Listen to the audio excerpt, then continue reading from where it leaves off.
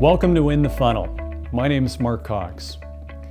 In the Funnel is a group of sales coaches and consultants that help B2B sales teams dramatically improve revenue. Clients come to us when revenue growth has stagnated, or their sales team is not meeting expectations, or they need to recalibrate their sales and go-to-market plan for the upcoming year. Our clients have enjoyed tremendous success working within the funnel, and please hear it straight from them by listening to the testimonial section of this website. What they'll tell you is there's two things that make us unique and different in our space. Number one, we have a process and a methodology. First, for understanding your current state, and then second, for building your sales and go-to-market plan for the upcoming year. The second thing that makes us unique and different is that everybody within the funnel has run a material sales organization in their recent past. We're all practitioners. We don't have any theorists or teachers, and what that means is we can get in front of your sales team and run the next sales meeting, or join them on their next sales call to close your next large prospect. All of us have a passion for professional, disciplined, process-driven sales, and we'd be delighted to talk to you if you're looking to grow revenue for your company. Please feel free to reach out to us through this website at info@inthefunnel.com or by telephone. Thanks for taking the time to watch this.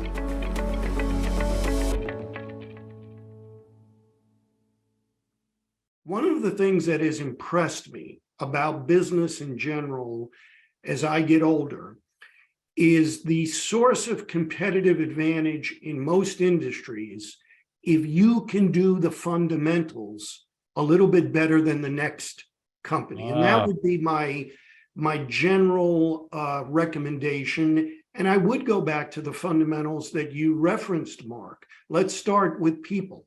Hiring criteria. Right now, everybody's complaining about it's hard to hire, etc. Look, these layoffs are going to ripple through. Right. You will have your choice. Hiring in sales has always been difficult for lots and lots of reasons, more difficult than in most other business functions. That difficulty will remain, but the changes we're talking about ultimately affect the sales competencies you need. You know, most sales managers, in my experience, when you ask them, what do you look for in hiring? They'll use jargon like, well, hunters or farmers. And usually it doesn't get much more complex than that. But if you think about omni-channel buying, if you think about what technology is doing to buying journeys, that hunter-farmer dichotomy is not only out of date, it's much too crude to describe sales tasks in most businesses. That's why I said earlier, you've got to rethink the relationship between sales, customer acquisition, and whatever you want to call post-sale service, customer success, etc., and reflect that in your hiring. All right, welcome everybody, and welcome to a very special episode of the Selling Well podcast, because we're actually doing a LinkedIn Live version of this. So we've got a live podcast today with lots of guests who can continue to join us here. And as always with the Selling Well podcast, the whole objective of us doing this is to try and improve the performance and professionalism of B2B sales. So we have these conversations that end up sharing some strategies and processes and tools for top tier selling. And by the way, just so everyone knows, originally I set these up to be marketing for our consulting business in the funnel. And about the third podcast in, I realized the true joy of this podcast is my lifelong learning, where I get to speak to some of the top sales thought leaders and business thought leaders in the world. And frankly, I'm just intellectually curious to learn more and learn more. And that's why I'm just so incredibly excited for today's conversation, because today we really have one of the top folks in our world joining us. And we're so privileged to have Frank Cespedes. And Frank is, well, he's done so many things. He's He's been a senior lecturer at Harvard Business School. He graduated from Harvard back in the early 70s. He's a senior lecturer at Harvard Business School. He's run businesses. He's been on the board of very large corporations and startup corporations. And he's really consulted to some of the top business names that you would know in the entire world. He's also been the author of 6 spectacular books. And I'll show you my copies. I've got my hard copies always pretty close to me here. And amazingly, I'm almost working through a hard copy, a physical hard copy, because as everybody knows, I like to study books. You know, I highlight and record notes of trying to commit things to memory. But one which was really foundational in the development of our company in the funnel was called Aligning Strategy and Sales. I just love that book. And everybody out there who has not read Aligning Strategy and Sales, if you're in a sales role at any level today, pick up that book. And today, I suspect we're going to get really deep into Frank's latest book, Sales Management That Works. So just delighted to have the conversation today with Frank Cespedes. So first of all, let's welcome Frank to the show. And Frank, are you there? I am indeed, Mark, and thank you very, very much for that gracious introduction. A pleasure to be here. So Frank, always great to catch up with you. Now, I left your neck of the woods kind of late last night in Boston. I understand it's a little chilly out there today. Yeah, I will use the formal climatologist jargon. We are freezing our butts off, but I'm sure you are as well in Toronto. We are. So it's shockingly cold in Toronto today. And I was actually in Boston at some client meetings yesterday, working with a client, with a CEO who loves to walk. So we were walking all over Boston yesterday. But even for a Canadian, I was feeling that chill to the bone. So it's pretty important that I got my dose of cappuccino from the Thinking Cup on Newbury. That's one of our favorite spots. So, and by the way, for those listening, I know some folks are on the West Coast today enjoying very, very nice weather. If you want to toughen up a bit, we'd love to host you in Toronto at one of our workshops in the middle of February. That'll show you really made of some good stuff. So Frank, hey, let's just jump right into this one. And we had billed this, by the way, we kind of build this live webinar as, selling in a crisis. And maybe that part of it was a little bit of marketing, but the subtitle to, our new favorite book is How to Sell in a World That Never Stops Changing. So sales management that works, but how to sell in a world that never stops changing. Tell us a little bit about the changes we're in the middle of right now and some of your thoughts on the implications for sales. Sure. Well, first, I would agree with you about the subtitle for our webinar. I would not call this a crisis. I mean, if you look at unemployment rates in the United States and Canada, the stock market and so forth, people our age have seen much worse situations. But as you point out, and as the subtitle of the book indicates, it has changed again. And in some sectors, tech in particular, it's changed dramatically over the past 18 months. And I think the most salient and important changes are inflation, changes in buying patterns as the pandemic, which was indeed a crisis, as the pandemic has receded, and higher interest rates. Now, what are the implications of that? Different of those factors have different implications.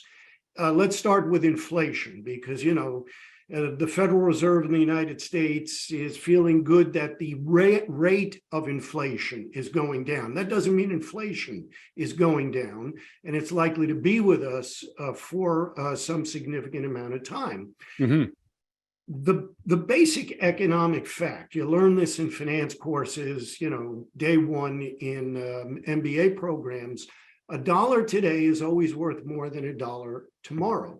And that is even more true, for obvious reasons, in inflationary conditions. Now, in the vast majority of companies, the single biggest driver of time to cash is the selling cycle. Right. So the first implication there, I think, it puts more pressure on doing customer selection more rigorously. All right, that's number one. Number two, and by the way, I think this is good news for in the funnel and other such firms. The issue of sales productivity just becomes that much more dramatic, and investors realize that, which I think is also important. And whatever you can do to accelerate ramp up time to productivity becomes important in those inflationary conditions. Higher interest rates, that ultimately means higher costs of capital.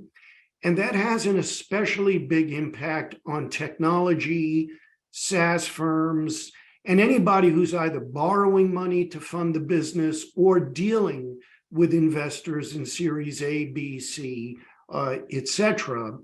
And I think in many of those sales models, they have to rethink the relationship between sales and what we now call customer success, post-sales service. That becomes especially important as the interest rates go up.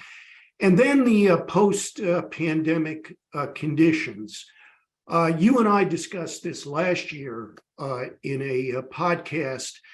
What the pandemic did, among other things, was accelerate a trend that was present even before the COVID virus, and that was omni-channel buying in both consumer and B2B markets. But what the pandemic also did was make digital marketing activities, which many companies have increasingly relied on for lead generation, it has made those channels cluttered, increasingly expensive. Look at what the Googles and others have been charging for ad rates. Every year, the increases have been double digits in prices for the last 5 years. And privacy regulations are making it harder to target. What that does, I think, that's exacerbated as the pandemic recedes because buying patterns change.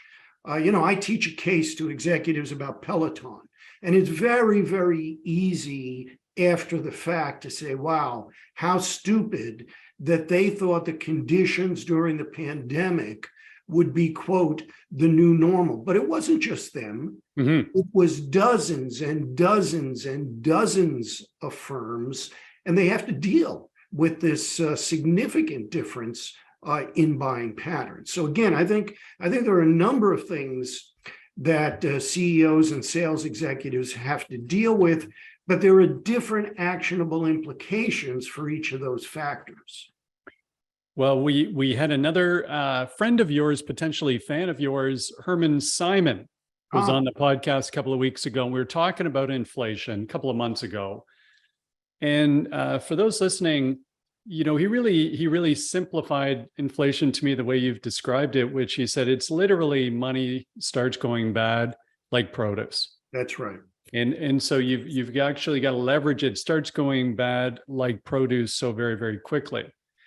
And so you think of these changes that we're facing in professional sales, or these implications of the interest rates, inflation. He also brought up, by the way, an interesting point about inflation that said, regardless of how bad it gets, he had been forecasting 7 to 10, 7 to 9.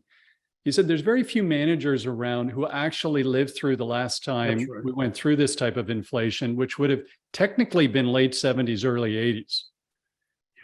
So I think he made a kind of fun joke. And I would add to that, Herman and I were good friends, and both of us were old enough to remember those conditions. But Herman, as he likes to call himself, is the pricing man, and he is perhaps the preeminent world's expert in pricing. But my experience with inflation is that for some period of time, increasing your prices is actually the easiest thing to do. You have what in the CIA they call plausible deniability, right? Look, there's inflation. That's not the really big issue.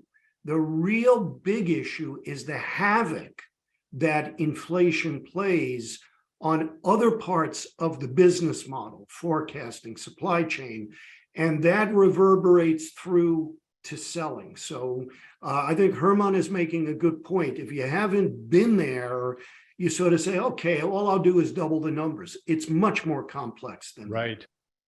Well, when you start to think those items, Frank, and given the time of year, it's February, we're joking about it being cool out there.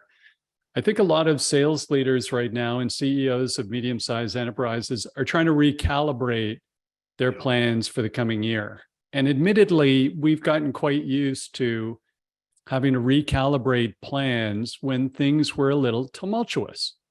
So you'd mentioned COVID. Last few years, 2 or 3 years, we've been doing this, annual planning where things get a little bit tricky for sure. Given these changes that we're facing, maybe we can speak to some of the things we should think about, or potentially the implications of these things, almost through the framework of the core sections in sales management that works. We could talk about people, process. We just talked a little bit about pricing and value, partners, and then productivity. You mentioned many of those things, but maybe we start on the people front as we start to plan. Well, maybe 2 questions actually, Frank. At a higher level, what should sales leaders be thinking about at this point time of year as they try and create their sales strategies and plans for the coming year? Yeah, well, I mean, a couple of things. I think what you should expect, given the factors we've already talked about, and let me add one other thing, because of those factors and the larger global macroeconomic and geopolitical issues, the level of uncertainty, at least on the companies where I sit on boards, companies I work with, the level of uncertainty is as high as I've seen it since the financial crisis of 2008, 2009. Now, what does that mean? The good news is companies are actually sitting on a lot of cash. The bad news is their expenditures, they're as stringent about that as I have seen in some time. I think you have to assume longer selling cycles, et cetera.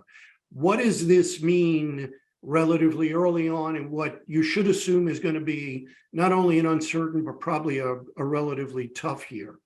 One of the things that has impressed me about business in general as I get older is the source of competitive advantage in most industries if you can do the fundamentals a little bit better than the next company. And that would be my general recommendation. And I would go back to the fundamentals that you referenced, Mark. Let's start with people. Hiring criteria. Right now, everybody's complaining about it's hard to hire, et cetera. Look, these layoffs are going to ripple through. Right. You will have your choice. Hiring in sales has always been difficult for lots and lots of reasons, more difficult than in most other business functions. That difficulty will remain, but the changes we're talking about ultimately affect the sales competencies you need. Most sales managers, in my experience, when you ask them, what do you look for in hiring, they'll use jargon like, well, hunters or farmers. And usually it doesn't get much more complex than that. But if you think about omni-channel buying, if you think about what technology is doing to buying journeys, that hunter-farmer dichotomy is not only out of date, it's much too crude to describe sales tasks in most businesses. That's why I said earlier, you've got to rethink the relationship between sales, customer acquisition, and whatever you want to call post-sale service, customer success, et cetera, and reflect that in your hiring. The second thing I would point to, and this I think is inevitable, the company simply has to get its salespeople better, more focused, sharper in articulating whatever your value proposition is. That's just fundamental. And, the pandemic is a good example of this. This is one of the issues I see at tech firms I work with. If we're honest, during the pandemic in many tech firms, you didn't have to sell. All you Right. were doing is fulfilling demand. Exactly. Times has changed, right? That means we've got to go back, make sure that our value proposition is first and foremost relevant. Very, very few salespeople, no matter how great they are, can compensate for a deficit in the value proposition. And then call it whatever you want, training, development, etc. You've got to be able to articulate that value proposition more precisely. And then the third thing, precisely because of the issues Herman was talking about that we briefly talked about, lead qualification criteria. The cost of false positives Right. in a longer selling cycle inflationary environment can kill the company. And that, by the way, that's increasingly true as software becomes a bigger part of products in businesses that we would not call tech businesses. So Yes. lead qualification criteria have to be more precise. And by the way, in all three of these areas, the hiring issue, articulating the value proposition, and lead qualification criteria.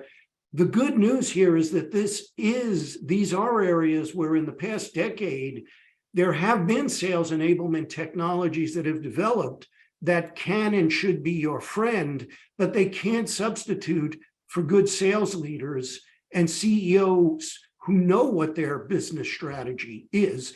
But it's silly not to use them. They're there and they're coming down in price for obvious reasons. So many things to unpack there, Frank. I can't help but smiling because, as you know, we play a role as fractional CRO or head of sales with some of the clients that we end up working with. We have a lot of sales kickoffs at this time of year where we'll run the sales kickoff.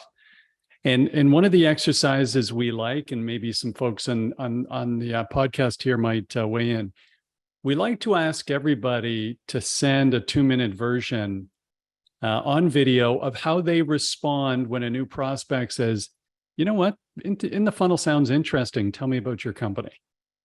Do we spew gibberish that's irrelevant? Or do we actually talk about what we do for them, and what's unique and different about us?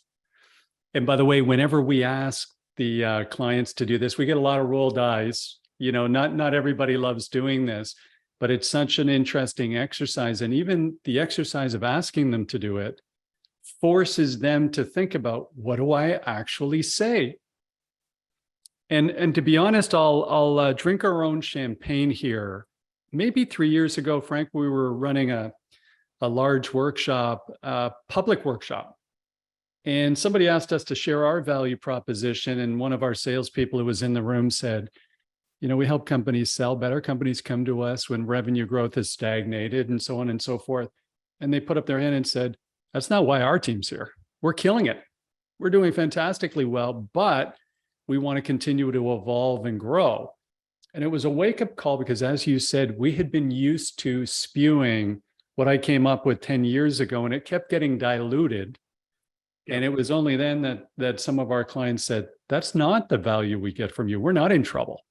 We're doing very well. We just want to continue the momentum. Well, I mean, I think there are two big implications in that. I would argue very resonant anecdote, Mark. One is, and economists say this, but many people just don't get it. Value differs for the same product, the same service. Right. Value differs by segment and by customer, and it is not the customer's responsibility to figure out what your value is. It's right. Your responsibility to articulate that. And the second part, I think, that implication there, and this may sound a little crude, but it is why the subtitle of my book, I think, is a ground truth in business, right? A world that never stops changing. In business, you don't compete with the dead. You do not compete with companies that have gone out of business. Mm-hmm. They are, as they say, history. What does it take to stay in business in any changing market? You've got to adopt best practices. you have to use your phrase, you have to grow and evolve. Mhm. The benchmark is always Right. rise. And sales is no exception to that general rule about business and capitalism. It's a good thing, right? That's why there's a creative part to creative destruction. And in some ways, we would absolutely argue, Frank, that the way you sell can actually make a key difference. With certain clients we see where their clients will bring the actual vendor who they see as a partner in for a strategy session because they know the leadership team of that organization understands their industry so well that they look to them for trends, best practices, insights, and Yep. value. Yep. This is where we all strive to be. And you raised this with this discussion of client service while still on people, or client success while still on the people side of things. This is this untapped opportunity in many cases, I think, of this land and expand after the initial interaction with a particular prospect and closing a deal. Perhaps are we really focused on maximizing that whole experience and then determining other ways that we can help them, or turning them into zealots to sell us to different divisions within their business or different geographies within their business? Yeah. And this, to me, this really strategic account management outside of some of the largest companies in the world, and by the way, manufacturing businesses, I think many salespeople in manufacturing really understand their customers very, very well. Yep. But I don't see as much of it in across the board in tech. I think they understand their product very well. They don't always understand the client that they're selling into very well. Out of interest, within the companies that you're working with, and I know it changes, but generally, if we're looking at growing, I'll just pick a number. If we need to go grow 20 million ARR next year, what percentage of that for a reasonably mature company would come from growing the base versus new logos in your view? What's that split typically? Very, very good question. In fact, I'm on a board call this afternoon. It's not 20 million, but that's quite relevant. Let me step back. Let me use the land and expand sales model because I think it's something that's relevant not only in tech, in so-called SaaS businesses, but also in manufacturing and others. Because one of the things that's going on in the world is increasingly there are revenue streams from so-called, old economy businesses that are in effect subscription businesses. Yes. So it's a form of land and expand. Many companies, at least in my experience over the last year, have been making, I think, some big mistakes. I think a number of SaaS companies, there has been a SaaS crash. It'll come back, but it's been a crash. Mm-hmm. First thing they've been cutting is customer success groups. I think that's a big mistake because very, very often those groups are in a much better position with established customers to figure out what are the next opportunities, yes. How do we increase usage? All of that adds up to higher customer lifetime value. And if they can't do it, sales needs to know what customer success knows. Right. And that leads me to my other point, which is more general. Historically, sales and sales forces in many, many, many companies has essentially been siloed. I've seen this on boards I sit on. Sales VP makes his or her numbers, leave them alone. Mm-hmm. Those days, I think, are disappearing because of changes on the demand side, omni-channel buying, and I would argue on the supply side. The data revolution is making those rascals in finance increasingly in touch with the data, and they ask questions. The point is that sales increasingly is involved in cross-functional activities mm-hmm. in their company, as well as with the customer. And that's a big, big change. Now, getting back to your specific question, how much from new customer acquisition, how much from the installed base? Obviously, it's going to depend on the particular company. Do we Yes. have an installed base? How big is it? But if you ask for a company that's already, let's say, achieved product market fit, Mhm. if they're looking to increase ARR by 20 million, they're doing that on a base of, I don't know, 40 million. Mhm. I think more than 50% comes from the installed base of customers, which gets us back to how do we think about the interactions or handoffs between those groups? And this is not, again, this is not simply a tech company issue. This is affecting other companies across sectors. One of the things we've seen in practical execution that works really well, Frank, is setting up almost a sales pod to cover certain geographies with certain businesses where there's an account executive, there's a VP of client success, and frankly, there may be one or two other people from sales development dedicated to that geography and that team. And what we'll find is that's one way we've seen of having that information sharing, teamwork and working. So where the existing VP of client success has good insight in terms of where we're working within the silos in some of these businesses today. But we do have that account executive who might try to leverage that for entry into other groups, other divisions, other geographies, et cetera. And both of them are coaching the sales development people who are dedicated to that geography on the business because it's in their best interest that that person develops. Yeah.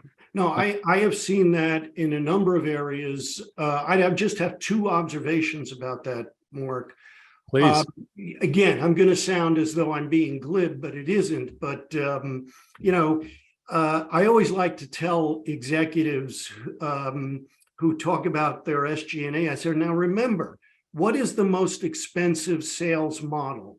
The most expensive sales model is the one that doesn't work, all right? That's great. And the kind of structure you're talking about, the pods, I think very often makes sense. But Mark, it is more expensive. So Yes. we've got to figure out what does that mean for pricing and so forth. And then secondly, my experience with those structures, that old phrase, culture eats strategy. Strategy for Brett. Peter Drucker. I think he was, I'm not sure he ever said it, but everybody said it. It's been attributed to hundreds of people. It is not exactly true. In my experience, culture eats strategy for breakfast, lunch, and dinner. So even when you have that structure, you still need a culture that allows for that flow of information. Many service people are in the absolutely best position to sell additional business to an install base customer, but they think sale is a 4-letter word. Well, at a certain point, a structure is not going to solve that. We've got to go back to hiring processes, et cetera. So I think that approach makes sense, but it's got to carry its weight. And B, structure cannot substitute for the way the company works. Oh, we've got to come back to both those. I'm just going to interject, Frank, and remind everybody who's been kind enough to be listening to us today and then also streaming live on LinkedIn. There's two ways you can ask questions. So please start putting your questions in. You can use the question function through the webinar if you logged on live to the webinar. And you can chat us through the LinkedIn live stream. So you can place a comment. Our team's tracking both, and our spectacular team of Neil, Emily, and Sandra, they're going to feed the questions, Frank, to you and I as we go through this. But participants, please type in those questions. So I do want to touch on both of those things. Now, you talked about sales as a 4-letter word, and obviously this touches, of course, a nerve. Because we come across this so frequently. And I'll reference one spectacular client we've got where very large industrial organization selling into heavy industry. And it's a career path where service people go into a sales role. And they literally have a sales organization globally of 150, 175, very big organization. When I interview these people, Very often the folks in sales will start by saying, first of all, my approach with clients is to tell them the truth. I grew up through service. I'm not here to sell them anything. I just want to help them. and of course, after I bite my tongue and don't say all the things I want to say, I remind people that that's all selling is actually helping someone achieve a better future, better outcome, solving a problem for a client. But these stereotypes of 50, 60, 70 years ago, they're still prevalent, in this day and age, where they're almost apologizing to a client saying, listen, don't worry, I'm not really a salesperson. I'm in service. I'm here to help you. Yeah. Well, I think a couple of things are going on. One is you're exactly right. There are stereotypes here. That said, I don't think we should exaggerate it too much, because I've been hearing this my entire career. How come, it's like Rodney Dangerfield. How come we don't get more respect? Look, if you look at public opinion surveys, who are the most unpopular professions in Canada and the United States? Government, law, media. Sales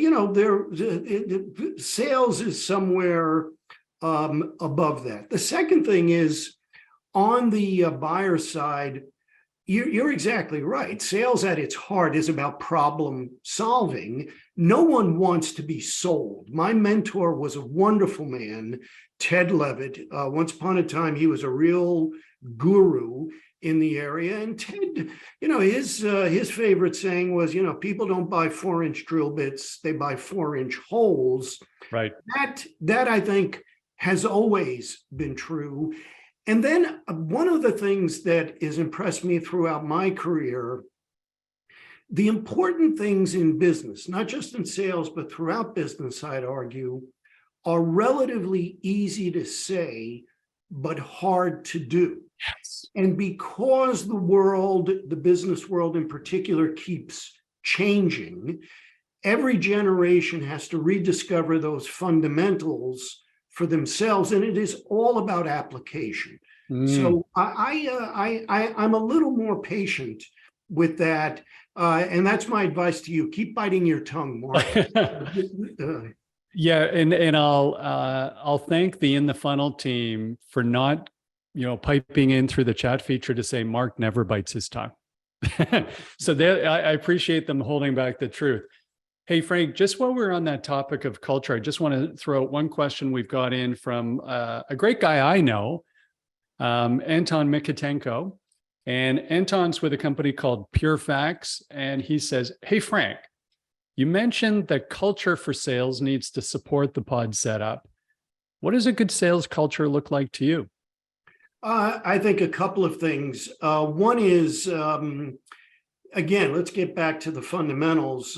Productivity is important. And I think one of the things that a good sales culture does, and this, by the way, at the end of the day, this is what sales leaders are responsible for. They initiate a continuous improvement cycle. They're always looking for that edge in lead generation, lead qualification, conversion here, etc. The second thing, though, and I talked about this earlier, sales is increasingly a cross-functional activity. Yes. Changes in buying and changes in technology, which we are only at the tip of, they will accelerate over the next decade, allow customers in both B2B and direct-to-consumer markets, they allow those customers to touch your organization at different points in time. And increasingly, one of the drivers of effective selling is knowing when and where you want your salespeople to be dealing with customers. And once they do, how, in effect, they can solve the cross-boundary issues in the selling organization. So those would be the first two places I'd start. Continuous improvement. And then, hey, sales touches so many other things in companies. how do we make sure that we are in the best sense agile and accountable throughout those processes? What a great point. And actually, I will call out Anton's company, whom I know well. They're a really good example of that culture, Frank, where all companies have challenges. They're no different, in the funnel's no different. But boy, that cross-functional collaboration, this company, we had nothing to do with it. Of course, it existed long before we came around. Boy, do they work well together as a team. Yeah. And the focus on putting the client first and working well as a team in that collaboration, the client will feel that the team enjoys working together. The client will feel that the team gets a unified view and has value to provide. And Anton's in a great environment for that. Hey, Anton, thank you for that question. That's a spectacular one. Here's another one I'll throw out, Frank. This is from Randy Stackeruk. And Randy asks, is it possible to quantify the value of sales training? Most of the reps I work with have minimal to no training. Are there industry stats for tech? Bracket, I don't work for Mark, smiley face. So thank you for qualifying that, Randy. That was not a planted question, but a note to my team. Next time, do plant a question like that. Yeah. Comments? A couple of things. One is I am skeptical about those industry stats that Andy is referring to. And the reason gets us back, you mentioned an earlier book of mine, Aligning Sales and Strategy. The reason I'm skeptical about the industry stats, sales is a very context-specific activity. Right. It's both product specific, selling software is different than selling durables. It's market specific, selling in North America is different than selling in Latin America. Right. But even within the same industry, it differs depending on your business strategy, right? If you're selling with this strategy and you're looking at stats that are basically just the accumulation of different strategies in the industry, I'm not sure, I'm just not sure how relevant those numbers are. Now, it is important, however, to quantify this, right? Because an investment in training and development, like any other investment, should have a positive ROI. And here I think you have to look at two things. Do we actually sell better, sell more? And those things can be quantified, right? How are we, if we know what our buyer's journey is and therefore our sales process, how do we look at conversion from A to B to C? Are we selling more? But the second thing, and I admit this is less susceptible to quantification, but you still have to track it. Look, I ran a business for 11 years. We did management development, not primarily sales development, but management development. We were very successful. I have seen competency lists around the world, but I can tell you that any truly impactful training and development initiative not only should have results after the fact, but the process itself should be a motivational process. Right. That helps, getting back to the previous comment, that helps to initiate and one hopes sustain that continuous improvement cycle. So I wouldn't rely on cross-industry stats. They're nice to look at. Right. But yes, if we're doing sales training, we're doing it because presumably we want to sell more and better. But we also need to look at the process itself. Oh, great feedback. If we could afford it, Frank, we absolutely have to get you on the board of In the Funnel at some point in time. Now, I'm going to look to my friend Anton to maybe buy a lottery ticket and win. And when he shares it with me, because we've trained Anton, then we'll get you on our board. But how important, really, all of the sales training, we have to get a return on investment. But it actually has to put wind in the sails of the sales organization. How are you doing? How are you setting these events up? And maybe triggering some growth orientation or reminding people they've still got the capability to learn. And that's where the fun and the actual enjoyment comes in. A couple more questions we'll go to in a second, Frank, but let me ask you this: with everything you see and the clients that you're working with, what are you really excited about in terms of the future of professional sales? What are you seeing that you really like the look of, and what's getting you excited? Well, I mean, the old saying, predictions are always risky, especially about the future, right? The ones about the past are easy. I guess I would talk about a couple of things. One is, I think we're now past what I think was this very, very glib, specious decade that, salespeople are going the way of all flesh. It's a digital eats physical world. Yes. I was sort of calling that out as fraudulent 10 years ago. At the time, I was called, an old fart. Now people say, wow, what a prophet. Well, Right. I think, we know what the facts are.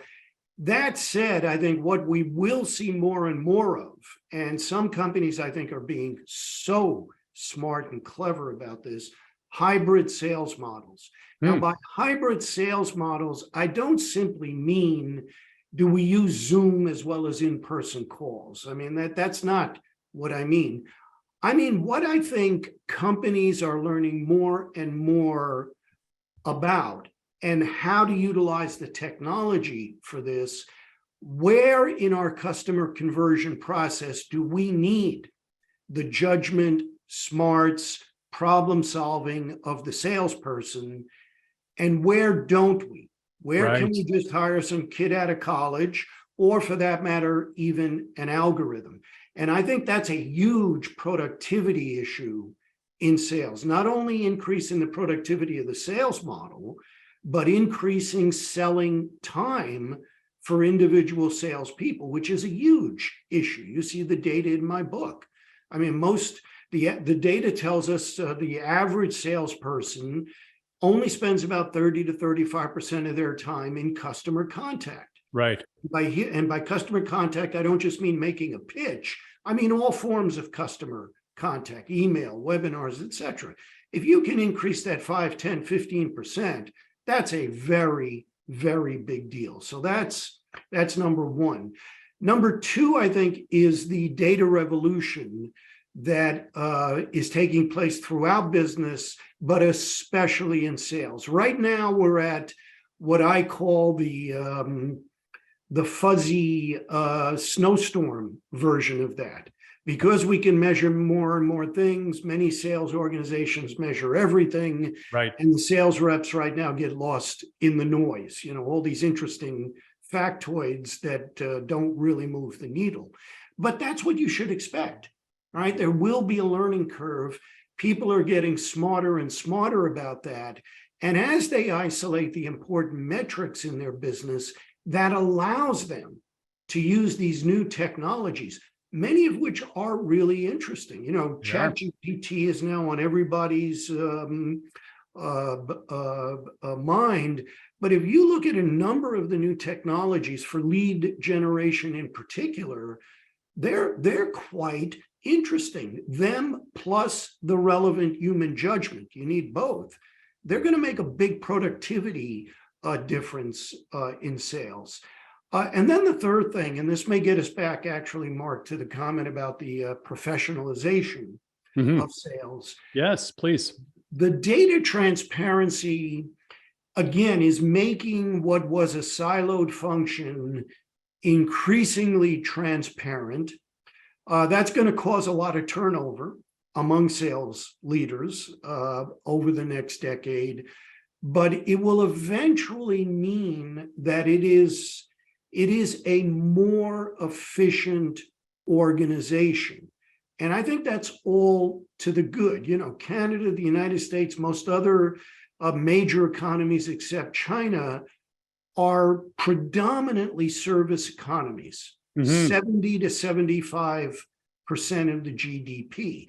And in a service economy, I don't care whether we call it sales, marketing, or asparagus, customer acquisition and business development is what most people do, whether or not they're called sales, right? So productivity there has a social impact as well as an impact on the bottom line, on EBITDA, et cetera. So so page 3 from Sales Management That Works. This is one of my favorite quotes. I love everything you write, Frank, but I probably worn out page 3 because of this. It can help all interested readers understand why in modern economies, improving selling activities is not only a financial and growth issue, but in fact, a key social responsibility of business leaders. Yep. Leading to that impact on the success of the country or the industry, in broader, the continent, because everything's a service industry, or 75% is service industry. Yeah. Yeah. My message to CEOs, which I have discovered some like and some don't, but if you go to the end of the book, you'll see this. You want to go to Davos and do virtue signaling and tell us how you're going to, take carbon out of the atmosphere and save the world. Well, what's the old saying? No one cares what you know unless they know you care. Right. On the other hand, much closer to home, in what you're doing in your business development function, creates jobs, creates values, and is more directly under your control and responsibility. So for me, a good CEO, both charity and social impact start at home. Wow, fantastic. So a couple more questions I'd like to just share here. And one, by the way, is from a great sales leader who actually, no connection to Frank, but sells some of the Harvard trading materials, a company called EDLS. Yeah. Frank had no idea of this. This is a client of ours on the side. James Sinclair, spectacular sales leader. His question is, how dangerous are leaders who think they are modernizing their thinking by referring to new buzzwords, but their actions have not changed? You referenced some of this stuff in the book, Frank, but your thoughts on that comment? And thank you, James. I think not only is that a very good question, James, but it's a question that says you're probably experiencing what I am, and that is I'm meeting more and more people like that. I think, first of all, I think it is dangerous, right? One of the glories of capitalism and business is that sooner or later, no matter what your language is, the market holds you accountable. So you've got to know what you're talking about. Secondly, and this is true throughout business, but especially in sales, you've got to clarify what the words mean if you actually expect to see a behavioral difference in people. And sales in particular is ultimately about behavior, not simply about attitude. And then thirdly, I think it reverberates negatively in an organization and affects resource allocation. Think about, one of the current buzzwords, this one I particularly love, digital transformation, right? You can drive a truck through that phrase. Right. Now think about sales. Think about the billions that have been spent and very often wasted on digital technologies over the last 5, 6, 7 years, because the allocations have been made via buzzwords, as opposed to really clarifying what is our strategy, what does that mean for the tasks, and where do we need X and don't need Y. So I think you're raising a very, very important issue. But at the end of the day, I think the people responsible for that, you got to work up the chain. The people responsible for that are ultimately the C-suite. Right. They have to hold others accountable. And in turn, the board of directors, they have to hold the C-suite accountable. So important issue, and one that I'm afraid in the current environment is in fact growing in prevalence. I think we're now at the stage where many people are cynical and skeptical about that, but cynicism and skepticism doesn't get you very far in business. You got to clarify the language. And by the way, Sinclair, keep selling those Harvard products. You do that. There you go, James. There's the coaching. So not enough coaching in sales management these days, but you've heard it there from Frank. Let's go to one more question here. Let me just run through quickly. Oh, we've got one from a great guy, Scott Fitzpatrick, sales again, also works with Anton that we heard earlier, PureFacts, which does fees, billing, reporting in the wealth management community. Here's a fun question. Not that the other ones weren't fun, but here's fun. Do you have any famous, interesting people that you've had in your sales classes while you've been teaching at Harvard, like Bill Gates? Yeah, no, I've got over the years, again, I don't know how I look on this webinar. Same as me, Frank. Yeah, No different. Yeah, but you're there by design. I'm there, ad hoc. But I've had a number of MBA students, and I also do a lot of executive teaching, people you would recognize, CEOs. I think the interesting thing, and here I'm going to talk about the MBAs, not the executives. The Harvard Business School in the MBA program, we always have and still grade on a forced curve. And many people don't understand that, but I think it's a good system because when you're teaching, what our system requires you to do is make the distinctions you can. And that is at the very top and at the bottom. In between, it's much more difficult. Now, here's the interesting thing. I can tell you after every class I teach in the MBA program, who's at that top, who's at the bottom, who's in the middle. I'm required to do that. But then if you asked me who is going to be really successful after they graduate, one thing I have learned over the years is that it's a very, very noisy correlation between the grades and the actual performance in school and what happens afterwards. And most of those people, including the really famous and I will admit sometimes infamous, they, for the most part, as a generalization, they don't tend to come from either of those extremes, but from that middle. They weren't particularly the shining stars. They were in the middle. So obviously there were other characteristics that are important in the market, in the real world. Well, thanks, Frank. And I know, by the way, first of all, I know your time is so precious. So first of all, I really appreciate you joining us again for the podcast today. What an absolute pleasure connecting with you.